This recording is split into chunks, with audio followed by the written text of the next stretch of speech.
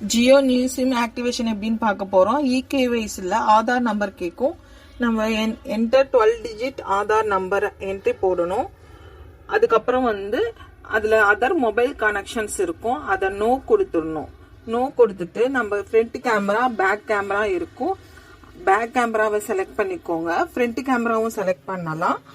Back camera select பண்ணி கஸ்டமரா photo எடுக்கணும். அதுல கிரீன் சிம்பிள் வந்ததுக்கு அப்புறம் நீங்க கிளிக் பண்ணிக்கணும். அடுத்த ஸ்டெப் இந்த மாதிரி நாங்க லேட்லாங்கோட உங்களுக்கு சிம்பிள் வரும். இந்த ஜியோ சிம் வைஃபைல ஒர்க் ஆகாது, மொபைல் டேட்டால மட்டும்தான் ஒர்க் ஆகும் இந்த அப்ளிகேஷன். ஆதார் ஆக்டிவேஷன்ல ஃபேஸ் அத்தன்டிகேஷன் செலக்ட் பண்ணி திரும்ப கஸ்டமரை போட்டோ எடுக்கணும். கஸ்டமர் பிளிங்க் பண்ணதுக்கு அப்புறம் அதுவே ஆட்டோமேட்டிக்கா எல்லா டேட்டாவும் எடுத்துக்கும், வேலிடேட் பண்ணி. இப்ப கஸ்டமர் கேஒய்சி அப்டேஷன் ஆயிடுச்சு. இதுல கஸ்டமர் ஆல்டர்னேட் மொபைல் நம்பர் கொடுக்கணும். ஆல்டர்னேட் மொபைல் நம்பர்ல உங்களுக்கு சிம் மெசேஜ் வரும் ஆக்டிவேட் ஆனதுக்கு அப்புறம்.